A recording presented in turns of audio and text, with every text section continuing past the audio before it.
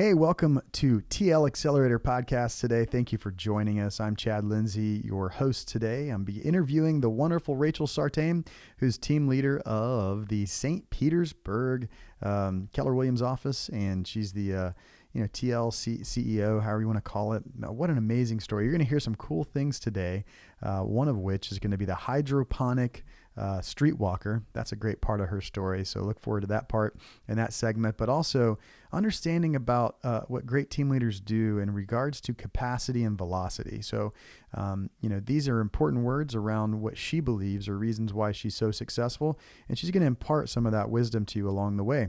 Once again, always sharing a little bit about their organization and how they've got people structured and what they're going through to grow to the next level. Because in the purpose of this podcast is to share information between team leaders to get the best practices for models and systems to build a greater Keller Williams at large. So guys, thank you for tuning in. And without further ado, here's Rachel. All right. Welcome today to Team Leader Accelerator podcast. This is, I think we're on episode 2 here. I've got the lovely and wonderful Rachel Sartain from over in the St. Petersburg area. She is the rock star team leader of, I don't know, is it officially called KW St. Pete? I don't know what it is. Is that what it is? Yep. KW Realty St. Pete. Nailed it. Hey, I got lucky on that one.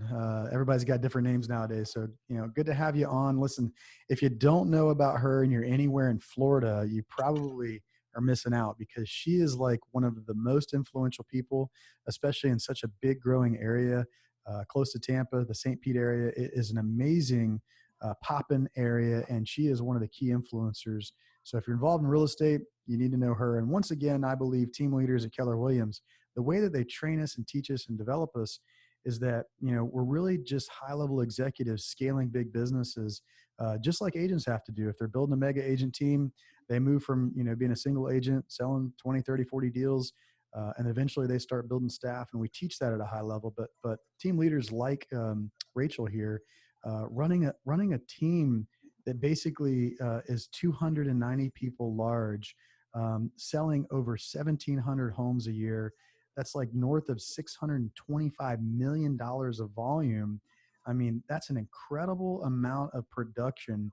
And she's led a group of people, of staff and agents to that level of success. So in real terms, she's just the biggest real estate agent in all of St. Pete. And if you don't know her, you should get to know her because she's got a lot to share, a lot of information. So I don't want to miss some of the other accolades. You've got the owner profit last year up to over $500,000, along with sharing profit back to the agents, which is a cool element of Keller Williams, 400,000 plus. So that's super cool.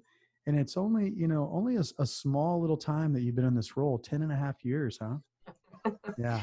Just a blip. That's a lot of experience. So thank you for coming on the show today and sharing some time with us. And so, welcome today. That's awesome. Thank you for being here. But let me ask you this. So give us a quick journey through maybe from, leaving college or leaving your last bit of schooling, wherever you were, to your first working opportunities. And what's the gap between your career development until you got to become a team leader? So like what things happened in preparation for getting to the place you became, running that company?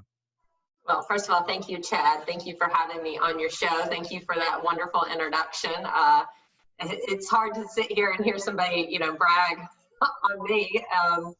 But it feels very good too. So thank you very much. I have an interesting past or how I got here, and I'm sure most of us do have a unconventional path into leadership at Keller Williams. I wanted to grow vegetables hydroponically in space with NASA. That was my goal. Wow. So you were thinking pretty big so when did this dream come along? Like what age were you? I was probably about 17. I visited Epcot at Disney, and I don't know if you've ever been to the Land restaurant. They do this back tour where they grow the vegetables for all of Epcot. They grow them all hydroponically, and I was fascinated with this concept. I've always loved plants, and then I saw this, and I was like, this is the future.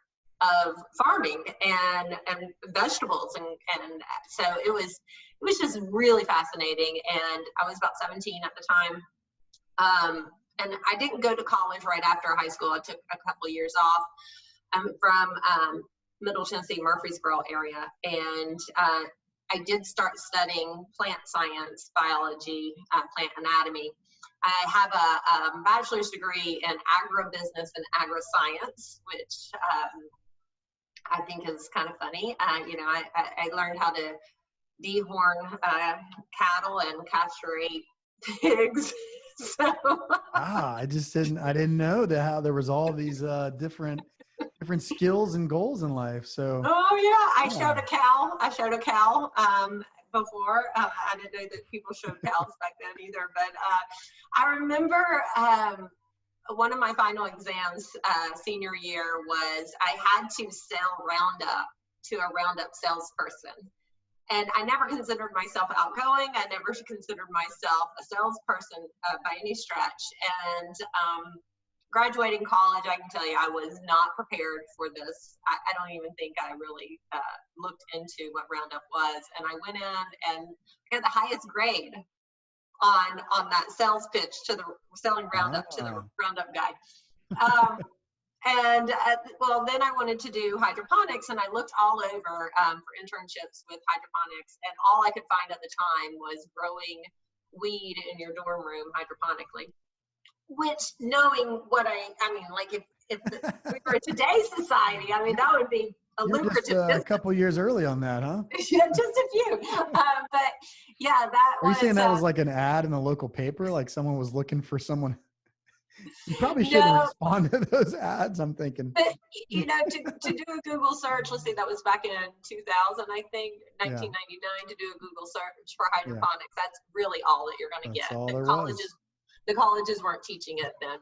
Sure. University of Florida had an invasive plant species, Florida's wetlands, and that was about the closest I could get. So I was doing research on aquatic plants in Florida, and so water plants, kind of the same as hydroponics. By the way, I did help with a friend of mine. We built the first hydroponic system at Middle Tennessee State University that was up and running, and I think it's still running 20-something years later. Wow.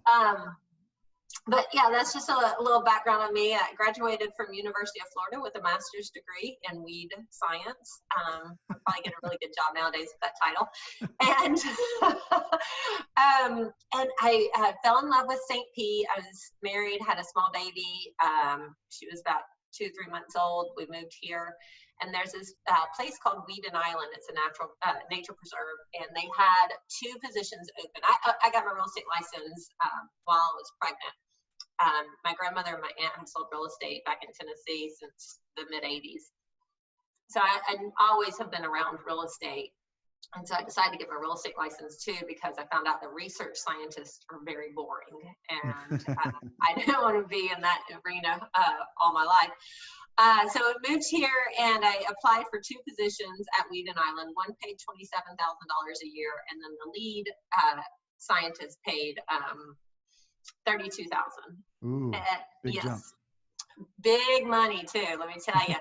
And I applied for both those positions. I actually went down to Weeden Island and found the hiring manager. I introduced myself to her, told her I had applied, please look at my resume, and I never got a call back. Ooh. Yeah, I thought you were selling, Roundup to Roundup salesman. Like I was, and that was the biggest blessing in my career right there. Not getting those jobs, because as soon as I found out I did not get either one of those positions, I activated my license the next day. My broker had a referral for a listing. He said he was going to go with me on it. I said, no, I'd like to do it myself. I got the listing, and my first year in real estate, I did about $8 million in sales. I think I did like $7.9 million. Whoa. And I had just moved here. So it wasn't because I had a sphere or anything like that. It was just was it one $8 million sale that was a referral? No. It was 30 transactions. Nice. It was about 30 transactions. And it's funny, we were just talking about this on a Power Up the other day. my broker told me, he said, just go walk the streets. And that's literally what I did. I walked the streets and met every business owner, everybody I possibly could. I called every for sale by owner. I had a tablet that I just, a notepad, sorry. Let's go back to 2003. You know, it was a notepad. And I worked and I worked and I worked. So that's how I got started in the business. There was a gentleman back then, Jack Bowman. And Jack was one of the first people to bring Keller Williams east of the Mississippi. Oh. And he would come to my open houses and just sit in there and talk and talk and talk and talk and talk and talk. And he would never leave the open house. And he always wanted me to join Keller Williams. But I thought about it once, but instead I just changed brokerages and went to another brokerage. And then about 2009, I was like, okay, I'm ready for a change. I'm ready for something different. The market, of course, was crap. And I was looking to up my game, up my skill set. And the position was available as a team leader. And the idea was they had an office on 4th Street that had been downgraded into a business center back then. So it was no longer a main office. It was like a branch office. And my job was to relaunch that into a market center and move it to downtown St. Pete. The ownership group kind of fell out, and then I guess that was the second blessing in my career is Kevin Chadwick came into play. So I like to tease him that I've been here longer than he has. Bringing Kevin into having Kevin in my world has been huge for my growth because he allows me, like he says, the runway. He tells me it's because I have the capacity and velocity to run. So that's what he always tells me to look for people. So I got to pause you here because I was about to name this podcast From Hydroponics to Streetwalker, but I think I can move it from capacity to velocity. Should we go with that one? Whatever, you know. The funny thing is we had Pat Mancuso, the bold coach, on one of our sales meetings Tuesday, and I was laughing. I'm like, guys, I can walk the street and find $100, and right. They all thought that was hilarious. But I was thinking like you can find enough money laying in the street to pay for $99. And that's where the story came in about walking the streets. Yeah. So whatever you want to call it, I don't care. No shame in the game. It's all good. No. But yeah, so I've been with Keller Williams. I joined Keller Williams August of 2009, and Kevin came into the picture about 2010, and we ended up officially launching the Market Center at the end of 2010. So was this just a straight launch? Like it had zero? Was it incubating somewhere? I don't want to get too much into that process there, but you took it over. You were the first team leader, and it was a launch from square one. Yeah, it was an incubating one, honestly, because we moved it as a business center. So we had about 30, 40 agents back then that we started with. Cool. And all right, so my structure here is I want to zap forward to 2019 end of year. So one of the things that I think is important about all of us team leaders in elevating ourselves and not in elevating our conversations is that as an executive, you have spent these last 10 and a half years growing yourself at amazing capacity, amazing velocity, to the place where you're an amazing businesswoman. And I know the ins and outs of how well you train people, how well you lead your staff, how well you recruit amazing staff, and how you lead through them. And I think we're in a new phase of business where we got to talk more about how we're all doing that and how we're structuring things for the highest margins. So we have really clear models on the MREA side. And I wanted just to have better discussions around how you do things, how we all do things, and see if we can collect some great best practices. So, and in sharing just the learning process to how you got where you got, and then maybe some things you're seeing as we look beyond, but can kind of give me a snapshot. And I'm gonna ask for a pretty granular one of where your business is in 2019 ended, and maybe how your staff is set up, how, if you have kind of a PC program, how that works. We're not going to get into the numbers of that, but just the operational side. How are you delivering value to your agents? So do you mind kind of trying to walk me through that? Okay, sure. Um, First of all, I love this company that we're with. Keller That's Williams, it teaches us to be the business professional. right. More importantly for me, it's taught me how to be a better mother. Mm. And I talk about that quite often. The Diana Kokoska and the MAPS coaching program, going through that process to become a MAPS coach, learning coaching skills camp, was huge in the transformation of me as a leader, as an executive for my office. And I'll say that because I was a MAPS coach and I had the opportunity to coach team leaders around the country and to kind of see the insides of how some operating partners work and how team leaders work, and then also being involved in our region for so long, I think there's a lot of variation from one office and one operating partner and team leader relationship from one office to the next. And like in your group, Chris has 4 offices. 4 offices. Yep. Yeah, so he has 4 offices and Kevin has 6. And so what I found is when you have an operating partner with multiple offices, they're typically a lot more hands-off, which allows for a team leader to grow their executive skill set at a different pace than maybe a team leader that their OP's working in the office running a sales business out of the office. Absolutely. And let me pause you there, because I think the premise of what I'm hoping to accomplish in a lot of these conversations and documenting some of these conversations is that there are a lot of mixtures of different setups. Some OPs are very, very tight and very, very, direct, and sometimes maybe, overstepping into the TL's world role wise, right? By design, what the role is by design. And then there's some OPs that, based upon their desires and their goals, are really, really hands off, in respect to maybe they bought the franchises. And this is a little bit about, what I say about my OP, Chris McLaughlin, is love him to death. But I think, and how he articulates it to me is when he bought these franchises, they were sold to him as a little bit more of an investment and not necessarily something that required him to be super active in. And that was his vision for what the purposes were. And so he still holds on to a little bit of that desire, and I don't blame him for it at all. And so yet in response to that, there's actually a vacuum and a need for a higher level executive person with boots on the ground to solve the problems, because that's kind of the outsourcing of that situation.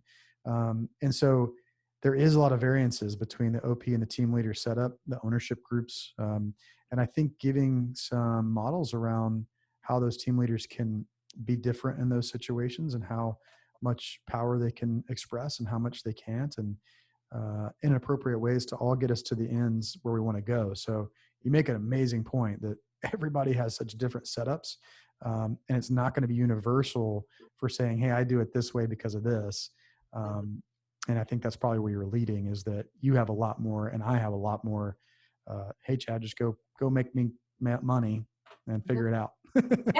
Yeah, and I'm grateful for that. I mean, Yep. because without that, I wouldn't be where I am. And I know you had Mark Dilworth on for your first podcast. She's so mad. I'm not. I love Mark. He's awesome. And Mark had the same leadership style that I had from Steve, who was his operating partner back then. Who gave us the guidance that we needed when we needed it, and let us run and fail and fall flat on our face if so, and pick ourselves back up and get right back in there. And if we couldn't pick ourselves back up, they were there to help us get up. And that leadership style doesn't work for everybody. There used to be a great example, or there still is, maybe it's career visioning, maybe it was in the recruit select process with Tom Brady and his head coach and the other football player and his head coach. And it's a sensitive time to be bringing up Tom Brady and Bill Belichick. They're not in a happy place anymore. I know, Tom Brady's going to be a Bucs player. That's right, close to home. But yeah, it's just because the quarterback and the coach, their styles worked or don't work. And that's, if you look at the team leader and the OP, that's your quarterback and your coach. Yeah. Is a very similar. And so the dynamic, the personalities there have to be able to work together. And you're right, like we were talking about, each scenario, each variable with each market center is going to be unique, which does allow for some flexibility in the models that you're looking at. But back to just kind of Kevin allowing me to grow up in this role. I think reading a profit and loss statement is super easy. It came natural to me. So I'm involved with the financials of the market center, the operations of the market center, the leadership of the market center, the hiring. You know, I lead the market center in all aspects of it. Mm-hmm. Kevin oversees my leadership just to make sure no balls get dropped, but never steps on it. And I think that's where it becomes powerful and has allowed me to grow into the executive style role that you're talking about. And once again, I'm glad you're building this texture in. So what she's kind of saying here is, all right, hey, there's a role called OP. And with us, here's what he does. He makes sure that there's no gaps that are there, and he checks on me and does these things. But mostly speaking, in our world, I am the full executive of this, you know, this division, this thing. And so it's good to define roles as you're going through this, so that others can understand, you know, we're really talking about a model where the team leader is not only given reins, but also with reins comes burden. So she's burdened with being more of a CEO. And if she didn't choose to be the person that wanted to grow into those additional capacities, it wouldn't work well. So once again, with benefit comes responsibility in some regards. So she's painting a picture of how this all sets up first, as she is engaged in all leadership at all levels at her office. And it really is just her relationship with her OP is pretty light in respect to how much he's involved in day-to-day stuff, right? Right. So it's kind of, I am the chief executive officer. Mm-hmm. Kevin is the president of the board. So if you want to look at it, think about our board as our shareholders. Kevin is the president of the board. I am the CEO, and I function as a CEO because I am with the financials, the growth, and the production operations of the market center. I'm overseeing those day to day. And I know there are a lot of team leaders out there that do have those responsibilities, and it works really well for them. And it's not right for everybody. And I'll get into that a little. And let me ask you something, because I didn't cover some of these nuances in our last conversation. So so what freedoms do you have in respect to what things can you do and what can't you do based upon your relationship? Meaning, do you have full authority to hire and fire at will without any need to interact? Any budget items? Is there any submission of proposal requests on anything? Or are you pretty much full authority on all fronts? I don't. Yeah, and so this is going to be published, and Kevin may or may not see it, but you know he would laugh at this too. No, like if we're doing a complete tech overhaul and we're spending a couple $1,000s, yes, 100%. He has a budget of, I think it's like anything over $500. I think needs to be signed off on or something. Yeah, and honestly, I mean, like the likelihood of that coming into play is so rare. And over the years, I know how to get the things that I know how he works. I know what he wants to see in order for us to get what we want to get. Yep. So I just always package it that way, and then we're done. And it's simple. Yeah, that's awesome that you said. So that's a very interesting thing. So I would say it very similarly is and to share in the vulnerability with this publicly. You know, Chris, I know Chris well enough to know the things he wants to be involved in, the things he doesn't. I know the severity of choices and importance of choices. And so as a good executive, I feel like I serve him in the manners of things that I've learned he cares about and doesn't care about. But I always propose things in a fashion that, overserves, say, hey, you know, I don't know if you care about this, that, or the other. I'll pop an email, going to make a decision to do this, likely because of this dynamic. Do you have any thoughts? No, great, moving forward. And if he doesn't see anything that he feels really concerned about, he's not going to jump in. This Right. sounds similar to your world. Yeah, I think there's probably a little less of me communicating a lot of that stuff to Kevin. But again, I've been working with him for 10 years. Yeah, And it's a been working relationship. with Chris for what, 6, 7 years? 7, yeah. 7 years. Okay. Yeah. It's about building trust. And let me tell you, we've had some bumpy roads. I mean, don't take this as all smooth and gravy, but Yeah. yeah, we've had some bumpy roads, but we're at a great place. And he and I can be very direct, and we butt heads, but yet we will always come out better for it. And he and I both know that. Yeah, absolutely. So let's go through, walk me through just the roles in your organization below you. So it's TL, and then what happens next? I'm just going to give you a heads up that my daughter just walked through the front door. So Okay. I think we're good. I don't think we're going to get too interrupted, but I hear her coming in. We're on a recorded podcast, Dodge. Yeah. She just waved, opened up the refrigerator. Gotcha. I made her a pot roast, and I think it's in the crock pot now. Awesome. So, going back to something I was talking about earlier, and then I'll get into the roles. I meant to tell you this. You can take, do you want to just come back and get it? After you drop the dog off? Sorry. That's all good. Real life happens. Yeah, real life happens. We're staying at home. We're on Zoom. That's right. I don't know where your recording studio is, but mine's in my kitchen. My kitchen's right there. Love it. And I was talking about this. I was teaching agent financials, whatever day. Blur's Day is what we call it now. So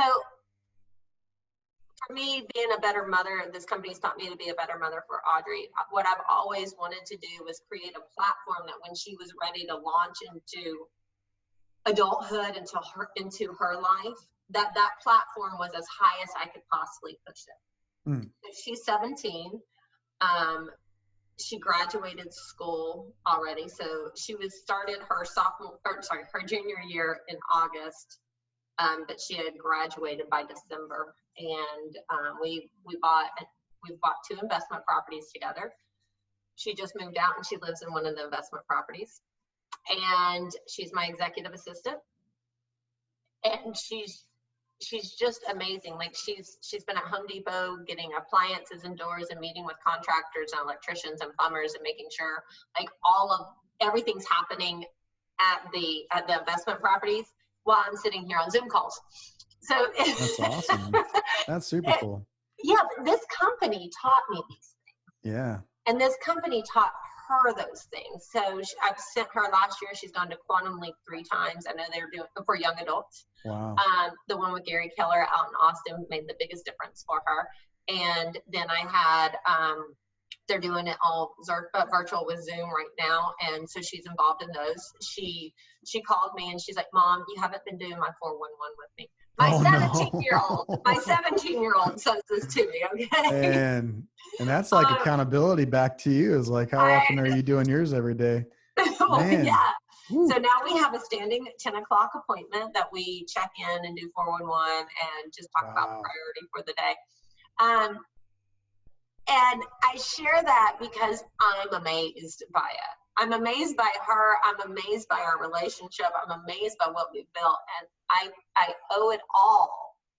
I owe it 100% to this company. Yeah. And I wanted to get back and to share that.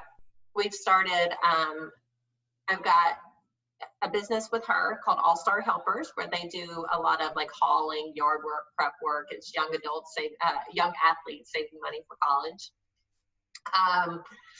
And she runs that whole business, customer service, marketing, everything.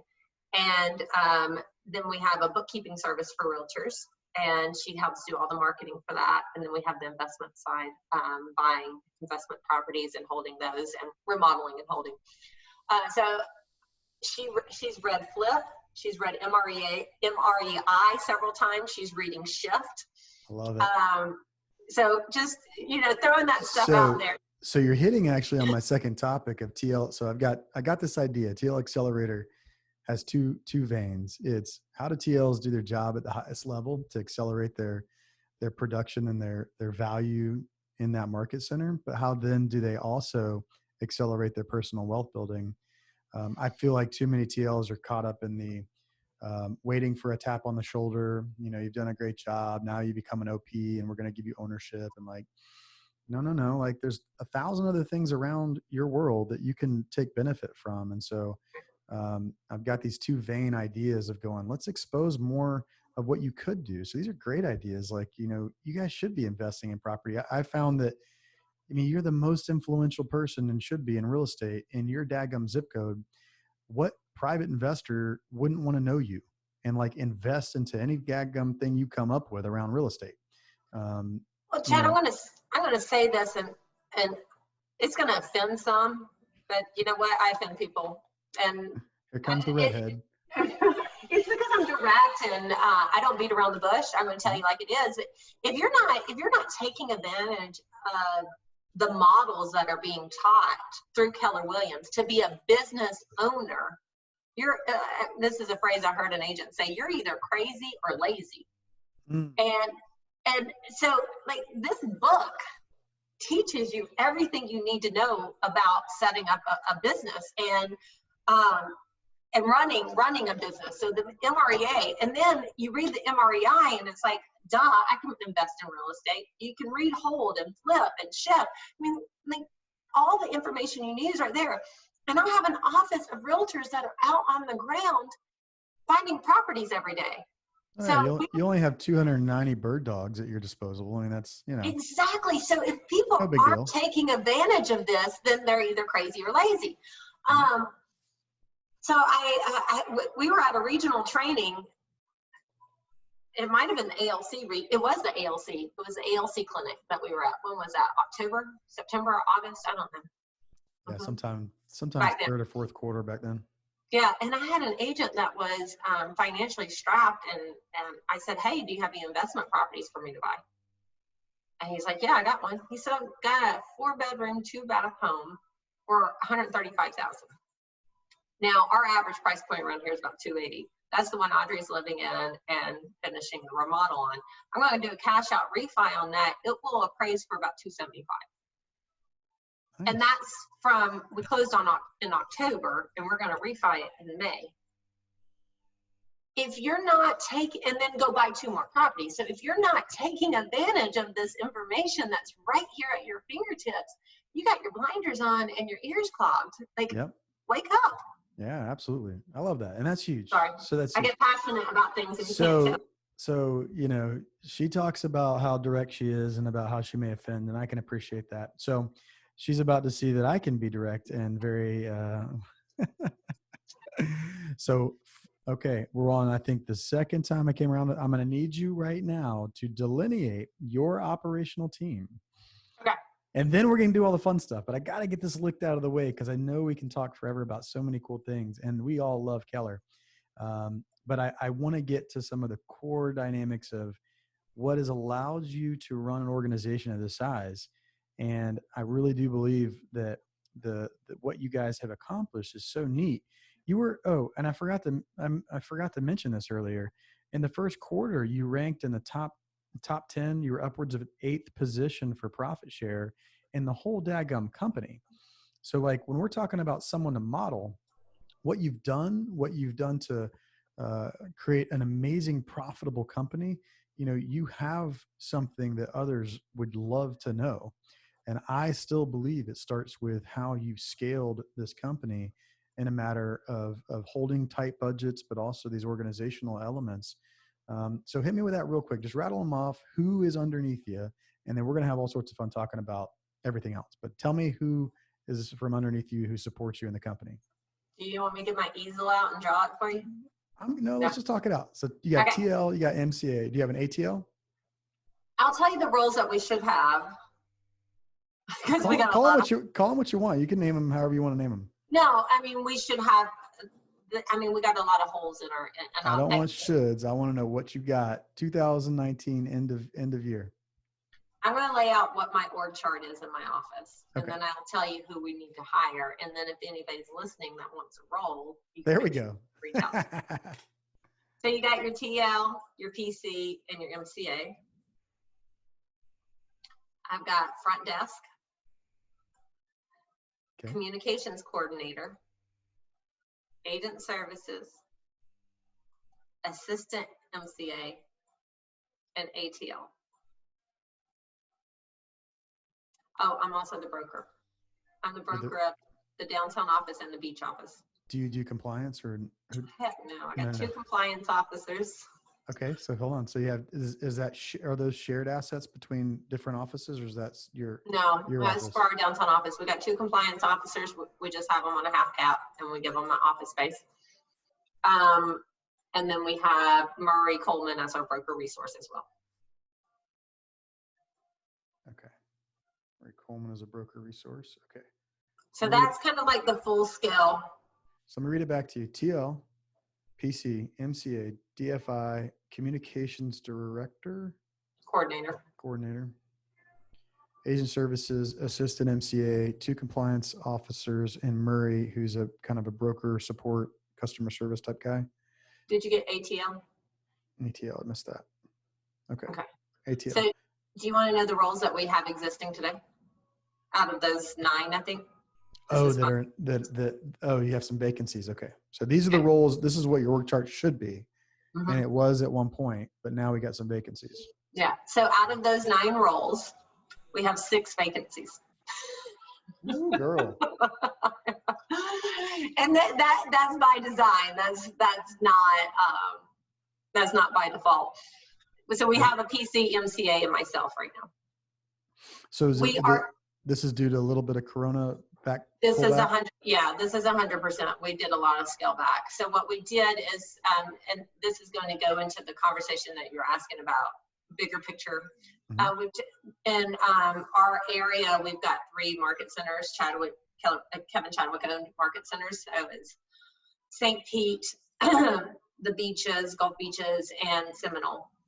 And so we've taken, because we don't have physical offices right now, we've kind of like taken those and created a cloud-based, a Zoom-based office, if you will. And because of the financials of the 2 other offices, they're not set up financially like we are. They haven't been. The beach office has only been around for about 2 years. And the team leader was an agent in the downtown office. The MCA was my assistant MCA, and the agent services was my agent services. So like those 3 main roles, and those grew out of downtown. So for financial reasons, we are sharing the MCA and the agent services. And then we're also sharing the DFI out of the Seminole office. So we've got a lot of shared resources right now. Okay. Is that a vision for the future that you will have like shared assets there, and they're about they'll serve a broader group of market centers? Ideally, yes. But then again, we also don't know what happens when we get back into the office. Yeah. So we just moved, that was another big stepping stone for us when in 2010, we were still in the depths of the recession. We didn't really start coming out of it, I don't think, until like 12 and 13 when we started seeing some positive growth again. Mm-hmm. 2010, everybody was shrinking offices. People were opening up brokerages as more of a work from home model. And we took on 12,000 square feet. Mm-hmm. So, everybody's downsizing, and we just opened the largest physical office space in St. Pete for real estate. So we were head turning back then. In December, we moved out of that 12,000 square feet into 15,000 square feet, which is sitting empty right now. It's hard. Yeah, that's tough. I mean, right on the shift time there, but that's not too much of an overstep. 15,000. Wait, an additional 15 or? No, just a total 15. Yeah. And that might be too why, just again, with each of these market centers, we have a little bit different nuance.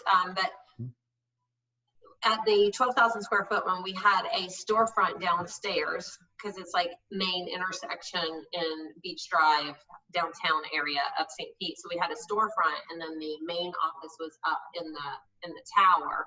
Mm-hmm. And so we needed a front desk for downstairs, which is how we grew our communications coordinator. And then we had a front desk upstairs as well. Cool. So let me ask you some questions about what some of these folks do. And then I want you to tell me What do you think any of them do that would be unique, that's super different? So like if you were to guess, and there's like all these different market centers across the country, do any of these people do something you think would be extraordinarily different or advanced or unique that they would do in their roles? After I ask you just kind of some of the baseline. So like your communications coordinator, what does kind of that job entail? Like, what do they do? Communications coordinator communicates all of our training. Okay. So we have a system in place called 10 methods of communication. And if we have, so all the events on the calendar need to be communicated in different ways so that people hear them, see them, know about them.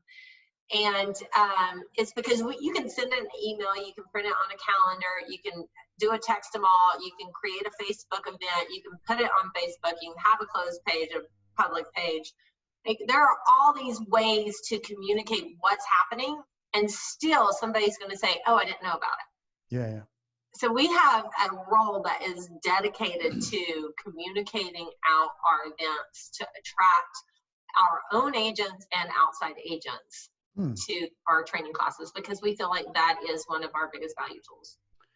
I like that. So do they do any other communication other than training based? So like, event training, whatever.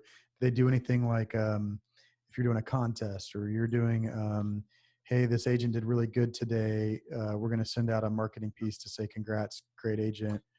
Like, I don't know. In the past, we've used Michael Lewis marketing, but with COVID, Kevin was about 2 or 3 weeks ahead of KWRI and had us cut our expenses 2 to 3 weeks prior to anybody talking about it. Mm-hmm. So we cut Michael Lewis marketing already.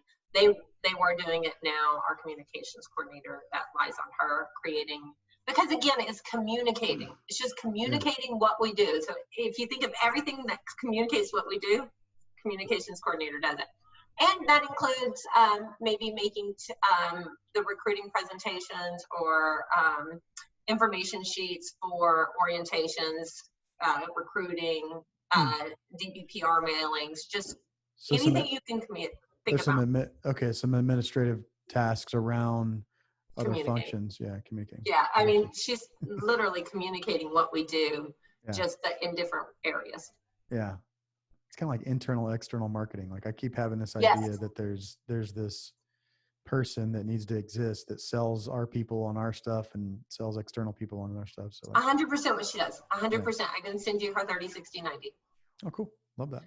And here's a funny for you. So there's this agent in my office. His name is Matt. And I remember we had this training on the calendar specifically from a comment that he had made of what he needed. And so I had the training and he wasn't there. And I'm like, Matt, I can't believe you didn't come to this training. And this was when I was, learning about 10 methods of communication. He's like, oh, I didn't know about it. So I started every month going into the men's bathroom and taping it above the urinal. Do you knock first at least? I mean, come on. Yeah. It's of course I do. My place. Well, cool. And is she full-time? Just curious. Is she? Oh yeah. Okay. It is. I don't know, like the size of the market center that requires it, maybe 250 agents. I mean, really, it started because we had 2 office spaces and we needed somebody manning both office spaces. She also covers front desk when they're at lunch, takes overflow calls, and does floor. I'm curious, do you have an engagement aim for her? Do you have a measurable, I know I've heard people used to do training trackers and things like that. Is there something that you go to once a month or twice, once a quarter, and you go, you've hit an aim of engagement? Because that's probably what your hope is that she gets a certain amount of engagement on something. Well, the beauty of this is it's called leverage. So I don't do her 411 with her, my PC does. And they do have measurable parameters that they work off of. And one of those is that we are now the most searched real estate company in St. Pete. And she created that for us. You just created a new question that I didn't know I had. Who are all your direct reports? I do a 411 with my MCA, my PC, and my ATO. I'm trying to remember if that's all. Yeah, I think so. And then, okay, let me see. Cool.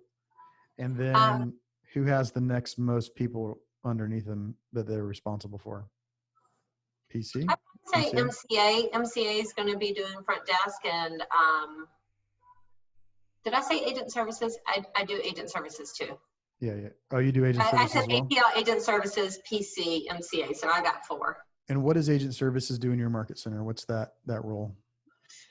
Agent services within the market center is they're doing all the agent onboarding. So we have a 3-step process for agent onboarding. Okay. First step is, of course, ICA and getting them set up with the local board, the state board, MLS, national, whatever, a lot of transfers, listing transfers, and then getting all of their technology package set up, ordering them business cards, name badges, that stuff. Yeah, onboarding, yep. Onboarding. And then the second onboarding appointment is we go through Ford. They're putting all the notes in the database. They're making sure their technology tools work. They're making sure they have the Kelly app downloaded. So you say you go through Ford, the family occupation? Ford. Okay. Recreation and dreams. So you're doing a rapport step with them to know about them. Are you the one that has like that on a sheet of paper that you actually do it as a system? So someone takes that as an input, you put it into the database so that all people in the office would know things that are important to this person? Yes. Do you also do a big why in that too? No, I think personally, I think big why is overwhelming, and that it needs to be introduced in a different manner. Okay. Yeah. Not just like administratively, like, hey, what's your big why? Okay. Yeah. And so then also the agent services in that second appointment is making sure all their technology is up and running, and and then kind of doing a brief orientation of what they have to play with. And then from the second appointment, they're scheduling a third appointment with either myself or my PC. Yeah. Okay. So then if I was an experienced agent in your world, is there anything the agent services would do for me, or I'd expect them to do for me? Or is it strictly mostly onboarding? It's mostly onboarding and like a tech setup and orientation. And then the third appointment with an experienced agent would be with myself. And we're going to be looking at their business goals and setting up a plan to move forward. And then probably setting up a coaching structure for them for the first couple of months. Okay, cool. And then what does your PC do? Because like some of this front end stuff intrigues me. So the PC, it's different everywhere. Does he do any recruiting? Well, let me just say something about, you had asked this question and I didn't get to it, I apologize. So something about my PC and my MCA. First thing about my PC is he's amazing. Yeah, I know. You keep bragging on your daggum PC. He's awesome. Michael Reedy. I was in coaching advanced, what is that called? Advanced coaching skills? No, presentation. Advanced trained that one. Yeah. And it was my first time, and I just went up there and winged it, and it was terrible. I thought I was an amazing speaker, which I think I'm a good communicator. And he was so tight on exactly what he was saying. It was perfect. He got like high fives, and everybody praised him, and they laughed me out of the room just about after I was done. So yeah, he's the man. He's awesome. Well, here's what I know about Michael. So I did the full career visioning on him, and when you really do the full career visioning on somebody and you do it well, then you know it, because at the end of it, they're like, "Are you ever going to hire me?" I mean, that's kind of like. Yeah. I remember his partner, after he and I had spent hours and hours together, his partner was like, "Have you guys even talked about compensation yet?" And nope. But I was looking. I think it's important when you're filling a role that there's one characteristic that you're looking for. And for that role, I've been through some PCs and they weren't sticking, and I was making bad hires. And I identified that the one characteristic I was looking for was discipline. And Michael has shown discipline throughout his life. Like he was conducting an orchestra at age 16. Oh, wow. Yeah. That's yeah. Cool. Yeah. So, I mean, like the discipline just kept showing up. He's not my PC. He's my business partner. Yeah. And that's really what makes what we do unique. Is you will see us all the time partnering on things And I was having this conversation with another team leader earlier today. It's like that the concept of an org chart and hierarchy doesn't really work well in my head. Like, I think everybody's on the level playing field and everybody should own their role equally and show up like that is their business and they own it. And that's what Michael does. The productivity coaching program is his business, and he shows up like it's his own storefront and he owns it. Yeah. And and my MCA, I gotta tell you, my MCA is an assistant MCA, and we had to let our MCA go, and we were looking for an MCA. And then I told her, I said, I don't think you're ready. I think you're too new in the role. Like, there's a lot that she hasn't been trained on. But she sat in the seat and she wouldn't get up, essentially.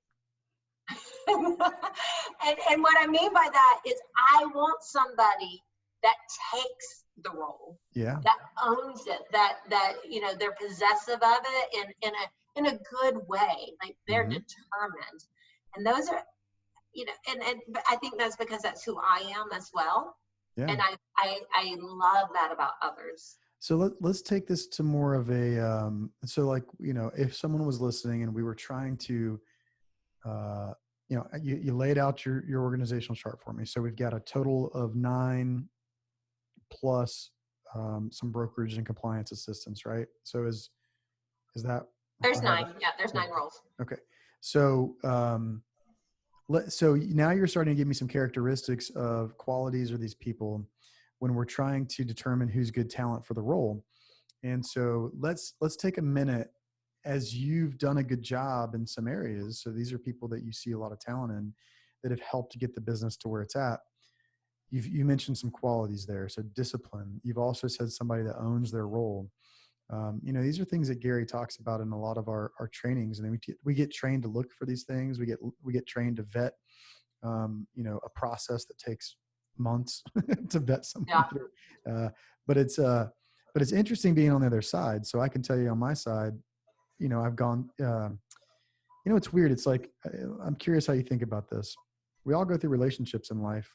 In early ages, we have boyfriend, girlfriends, we meet people, have relationships, and some are healthy, some are unhealthy. And yet it takes time for you to learn what an unhealthy relationship looks like. And then even if it's just a twinge of unhealthy, like, hey, we're just not a fit, maybe we should break up. And that person doesn't want to break up, and people's feelings are hurt. And then you stay a little longer than you should. And all these emotions are engaged. And so like, there's this process in that side of the world to learn to create the proper boundaries so you can have the right partners in life. And it kind of, to me, is parlayed in the same manner. Like when I first started hiring, I had to start back at being a teenager again, of like not knowing how to date or not know how to manage relationships. Because some of the first people I hired, like they were not doing good jobs and they weren't good talent, but I let it go on for a long time because I was afraid of the pain of the breakup or afraid of the challenges. But now I'm on the other side of the standards are so high for what I know the company needs, not what Chad needs or what Chad feels, but the company needs to be at a great level that, I'm only looking for people that behave that way. And I've got great talent in certain roles right now, but some of these other qualities, these side elements that are kind of hard to figure out about people, you start to see them bubble up afterwards. And it's like, how much do they own the role? How much do they care? How much do they own their part in this game? And are they having a hard time sleeping at night because it's like, oh man, we got to do this as a team? Or do they check out at 5 o'clock and disappear and show back up in our clock punchers? It's interesting. So like, how do you kind of articulate like your learning and understanding through that, and what qualities are most important to you on your team? You bring up such a great point, because this is something I've struggled with. So if I think about it, like I want to be liked. Yeah. And you start walking, it's like you start this relationship with somebody, you get so far down the road with the career visioning process. I mean, you might be doing the life story and the motivational interview and be like, and your gut is telling you that it's not right. But, it feels like you've already gotten down on your knee and proposed and because you've started this process. Like the preacher, nobody said I do yet. but you've gotten down on your knee and proposed. And, that's a great script I got from Rick Bosley one time. And he said he was calling. Remember that? Yeah, you remember that one? That one was a Yeah. good one. So just if anybody's listening, he said he was calling an agent. And the agent was like, "Well, I don't want to make a move." He said something like, "Well, I didn't get down on my knee and propose. I'm just asking you out on a first date." Yeah. So it was cute. Yeah. So I'm so guilty of getting down so far down the path with somebody and not knowing how to stop it. Mm-hmm. Because I don't want to hurt their feelings, and I'm not thinking about the market center. And I'm also really guilty of finding band-aids. Like, I am a band-aid girl. I will stick a band-aid over a hole and call it a day until it comes back and trips me up. Hence why I have a organizational chart for 9 people and I have 3 in their roles. Well, sometimes when you're moving at what is it called? Capacity and velocity. Sometimes you got a Band-Aid. And I have learned, so like we're talking, once again, I want to pause and say, hey, we're talking about some executive skills here. We're talking about some affective skills here that are outside the normal. So like, hey, can you recruit well? Great. Yeah. I got a presentation for that. And I can sell to the presentation, whatever, right? That's a skill. But then there's these other elements, and that's what we're trying to dive into here, is like what makes her a good executive, that she's able to, to have built things at certain paces. And she said, hey, I got to Band-Aid some things sometimes. Well, I've learned that you can get away with that. And sometimes it helps you get through and keep pace. And then sometimes it can hurt if you don't gambit it right. Right. But, in respect, yeah, go ahead. I think what would qualify me as a good executive is I can tell you when I'm doing wrong, and I learn from it, and then I will learn how to do it better every single time. So just in this conversation of me sharing with you what I'm doing wrong, you said something that was so key that I will take back, and it will forever change how I hire in the future. And that one thing was, I'm worried about how that person's going to feel and how they're going to perceive me. But what I wasn't thinking about, which is the most important thing, and a lot of you guys, if you're listening to this, might be saying, duh, how stupid is she? But it's not about me and them, it's about the market center. So it's not about me hurting their feelings, it's about me hurting the market center. And that will keep me from ever making that mistake again. Honestly, so that was the only thing. So when I started getting comfortable with firing people, I had to start measuring the weight of how I was harming everybody else by allowing them to be lackluster. And I had to get that weight to so outweigh the pain of firing them. And I literally had to journal and write about, Chad, Susie's getting affected today. Bob's getting affected today. They're not getting delivery of the level of service they deserve for what they're paying. And it's because you're not willing to make this decision. Right. And as soon as that weight got heavy enough, it was easy to walk in and go, hey, you got to go today. I'm sorry. I'm sorry, not sorry, but like, I feel bad for you, but I feel much worse for Susie right now, who didn't get a daggum call back yesterday on the check that she deserved to get cut. And you didn't do it.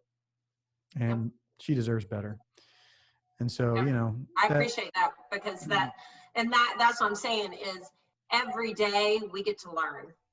I will make plenty of mistakes, and I will look at what they are and I will learn from them. That's the difference. It's interesting you bring up that point too, because sometimes, I don't know if you ever get this way. I get times where I get insecure about my performance in some of these things, how well I'm doing. And I wonder if my OP is happy with me. And then I sat around one day and went, what makes me great? I had a rough year last year. I went through a lot of learning opportunities. I made a lot of mistakes basically. But I went through them all. I got to the backside. I kept getting up. And, he asked me once or twice, he said, listen, man, he asked me once, I think. He's like, you still moving on? You still doing this? I'm like, yeah, I'm good. I'm good, man. I'm good if you're good. Like, I know I fell on my face like 5 times last week, but I'm good. Are you good with me being good? Like, I'm keep going. And so I got done with that little chapter and I said, dude, like, who I so now know so many more things not to do. Like my market value just went through the roof. Like, how can you hire someone if you had to fire me? I'm not saying you would or anything like that. It's like my market value is so high as an executive because of all that crap I just led through, and I got it to the other side. Like, and then I started getting a lot more confidence of going, man, I have been through so many mistakes that you couldn't, if someone has just started in this role, it's an absolute, they got to make them all or most of them. They're not going to get through it without. And that goes through in career visioning. What is it? Potential talent or Uh, Unproven potential, then proven. Yeah. yeah.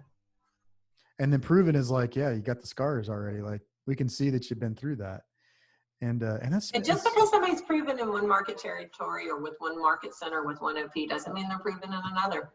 yeah, it's for the role, right? It's for like the specific dynamic of that situation. Yep. Mm-hmm. That's cool. Well, okay. So you told me about your organizational chart. We talked about some important things. So let's drill down. You had some qualities, discipline and people owning the role was super important to you. Early breakups are difficult. You're working through that. And what are some other things? Yeah, I just got done with the 7.5-year one. Yeah. Yeah. It's tough. Those are tough.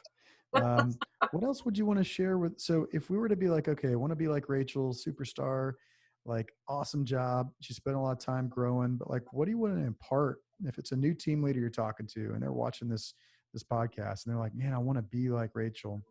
What are some things you'd share with them? Like either qualities you developed as a leader or skills that you've developed. What would you have them start doing, or what would you have them try to become so that they could be more like you? Or what do you think you do well? Yeah, I'd say, what do I do well instead of be like me? One of the questions I've learned to ask recently was, instead of asking somebody if they're learning based, asking, tell me an example of how you're learning based. Share with me how you feel you're learning based. Because I think everybody thinks they're learning based, to be quite honest with you. But the way that somebody shows it is going to be completely different. You gotta dive in and drink the Kool-Aid. That to me is key. Like if you don't believe in the models and use the models. So I know, like in train the presenter advanced with Antoinette, who is one of my favorite. She's awesome. Gosh, she's awesome. Yeah, Such a pro.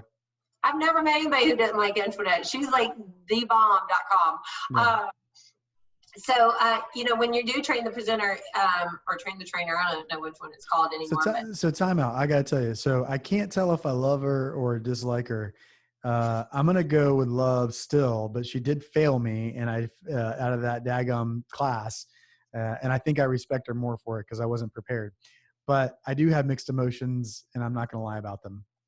Well, Michael Reedy, if you want to know, Michael Reedy had to do the advanced course. I know. I only had to do it once. Oh, with Antoinette? Oh, son of a gun. I passed it. But so that Master's of Science degree that I got, that was one of the things I did was I had my own research science and studied, but then I had to present nationally in front of scientists. Yeah. At a collegiate competition level. Yep. So that I think helped me. I don't know that it shows up here. So this show is supposed to be about you, but I'm gonna make it about me for 1 second. I had one of the biggest ahas in my life. So speaking about learning bases, I think I'll try to parlay this. Is I think people are learning based to the degree they get their own ahas and growth moments because they're seeking them, like they're looking for stuff. Mm-hmm. So I was in a class where it was about being a high level trainer. And in my mind, I thought that's what I'd like to at least acquire that skill at a higher level and get that designation because it's a stair step into progressing into having the rights to teach Keller Williams content at a higher level. And I was like, yeah, I want to do that.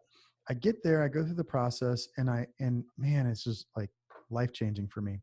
I get up there and I start doing my thing.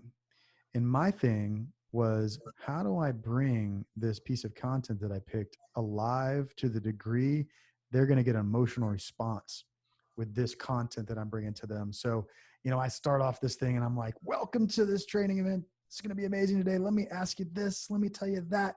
And man, my energy and my delivery and my emotion was on point. But this class wasn't about that. This class was about training something. And is this the intranet class or a different one? yeah, Antoinette class. Yeah. But It's not that those here's elements the aren't key. important. Here's the key. It wasn't just about training something.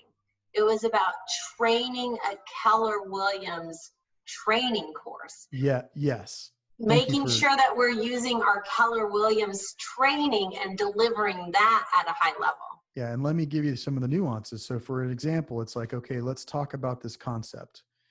This concept is a great script around for sale by owners. Okay. And we believe this concept, if you model people at a high level who have done this successfully, then you can do it successfully. So let's go through the process of how to role model, role play, and real play. So like this isn't what I did, but I'm giving you an example. There's a structure to how to do the training.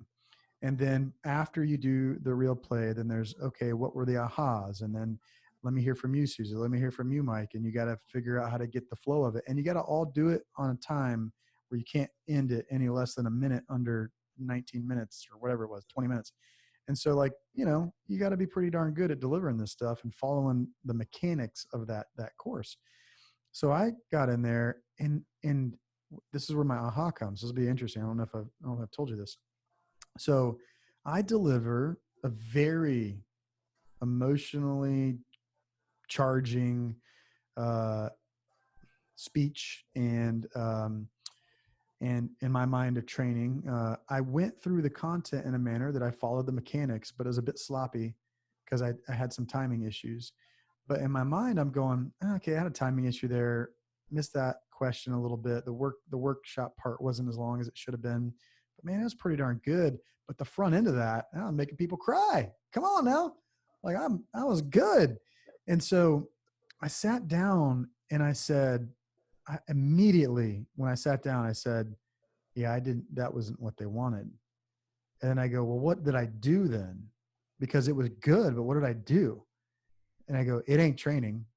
It was motivational speaking, or it was some other thing that I thought training was, and that ain't training.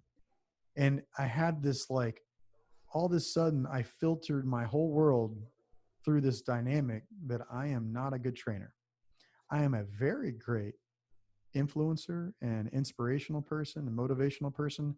And then I stopped right there and said, hey, by the way, I don't want to be a trainer. I don't like it.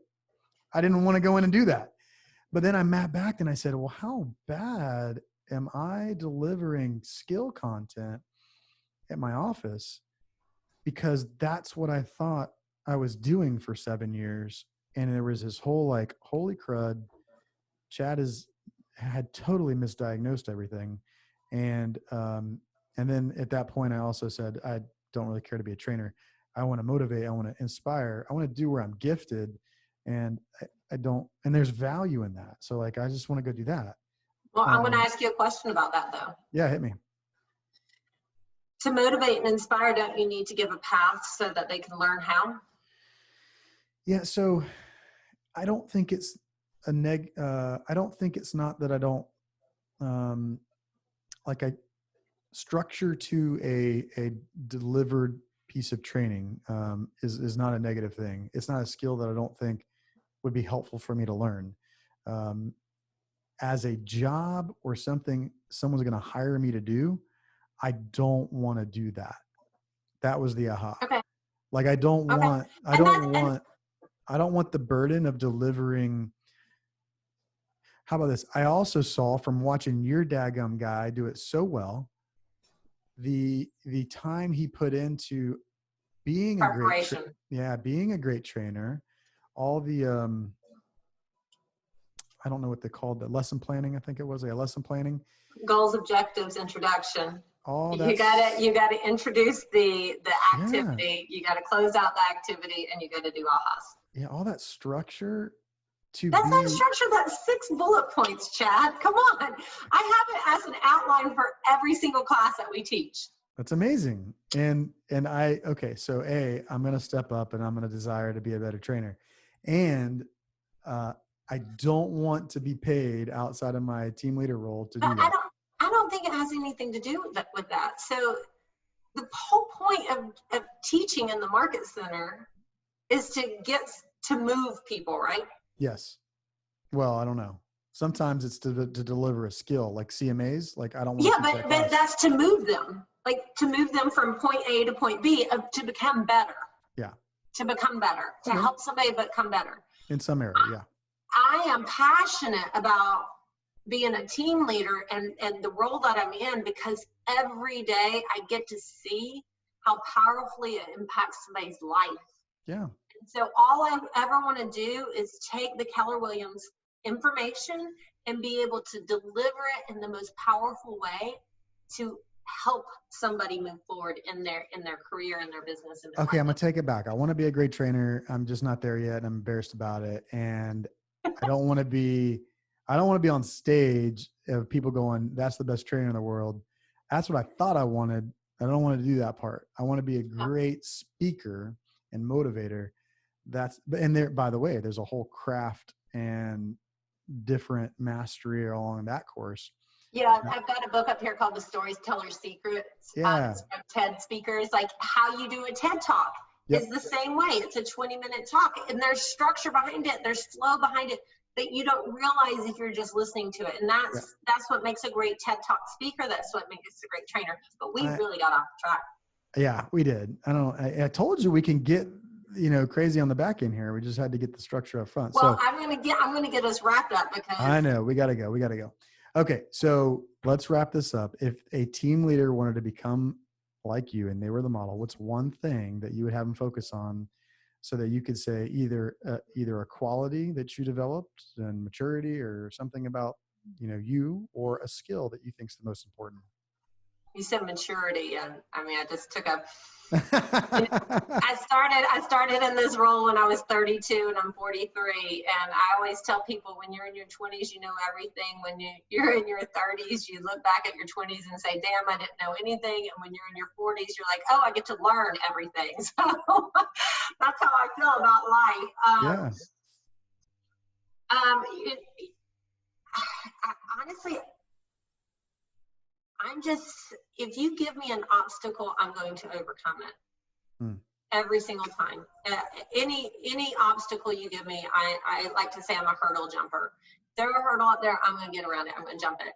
I dive into myself and my learning first thing in the morning. I wake up at 5 o'clock. I'm reading and I'm journaling and I'm running. I'm listening to podcasts and books and YouTube videos and TED Talks. I'm constantly just filling my mind so that I can give back to our agents. I'll tell you what makes a great team leader. Passion. I'm writing it down in my journal. Passion. And I think everything I just said is fueled by passion for other people's growth and development. And I don't think people see that all the time in me. They see me loud and energetic and boisterous in the office, but it's only because I know it takes that much energy sometimes to reach into other people's soul and pull out their potential. That is the most amazing. I love the development of the people around me, and I love that it's developed me so much. Mm-hmm. I love that. So I hear you're obviously learning based, but you also have fortitude and grit. So you're willing to take a lot of challenges and obstacles and not stop. Mm-hmm. But the energy that supports it is the passion for growth in others and growth in you. And there's just something about how much, when you think of yourself and you think of what gets you going, there's an energy or a passion behind this end objective of helping others grow. And so yeah. I think I've had to adjust my big why over the years. My big why's always been my daughter, will always be my daughter. I remember before I was pregnant with her, I remember running and just praying to God. I'm like, just if I could have one child, I would just want one child. I want it to be a daughter, and I got my blessing, and then I realized at one point that Audrey is growing up into this amazing woman, and my big why, I would like it to be more than just one person focused. And so I just took that same concept of her, and you have a daughter, so I'm sure you understand where I'm coming from. It's amazing how much you can love somebody, and Yeah. that love just keeps growing every day.